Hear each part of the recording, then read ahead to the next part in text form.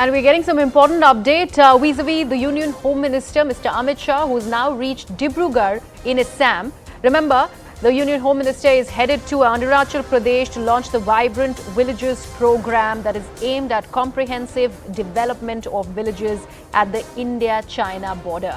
And right now, he is reached Dibrugarh in Assam, now headed to Arunachal Pradesh. So, Union Home Minister Amit Shah will be visiting Kibitu. This is a strategically key village near the line of actual control in Arunachal Pradesh. And this is a very, very strategic visit because remember, all of this is happening amid the border tensions with China. Just a few days ago, there were various places along the line of actual control that have been renamed by the Chinese, something that has not been acknowledged by the Indian side, and it has been condemned also as an act of defiance. However, in the midst of all of that, there is this strategic visit by the Union Home Minister to Kibitu. My colleague Arunima is not joining us. Arunima, I was mentioning that border dispute row with China. Amid all of that, Amit Shah now visiting Arunachal Pradesh for the Vibrant Villages program. Not just Arunachal Pradesh, not just any other place. He's visiting Kibitu, which is like the easternmost tip of India. If you see the map of India, Kibitu is the last point as far as our eastern border goes. So for him to go there and launch the Vibrant Village program actually gives a message. And the very idea of Vibrant Village program is just this.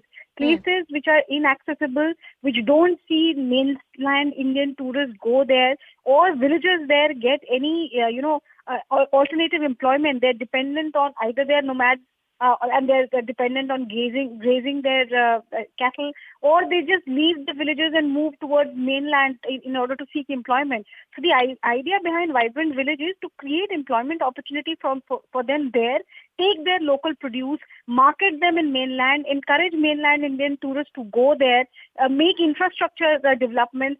So in the context of Arunachal Pradesh, where China is constantly creating trouble for our forces, for the ITBP personnel in Kibitu, in Dirang and rest of the areas, Home Minister's visit is not just a morale booster, it is also being seen as the first step towards greater accessibility to this remote part of the country. Right. Arunima, thank you so much for that. In fact, that visit by the Union Home Minister seems to have rubbed China the wrong way, as we are now getting this important piece of breaking news that China has ended up criticizing the Home Minister's visit to Arunachal Pradesh. Now, they firmly oppose this visit by the Union Home Minister, Mr. Amit Shah, to Arunachal Pradesh, Kibitu, and they have also viewed his activities in the area as violating, this is what they have termed it as, violating Beijing's territorial sovereignty.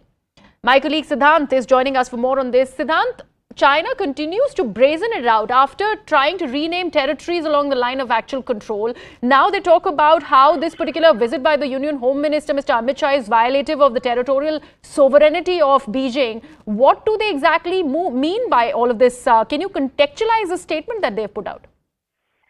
Well, absolutely. This visit of Amit Shah is coming at a time when last week China had come out with the third list of the names of the places in Arunachal Pradesh, the invented names, and in fact that list has been released by the government. Now, the situation of China is that China is rattled because none of the global community or maybe any other country recognizes China's claim over Arunachal Pradesh.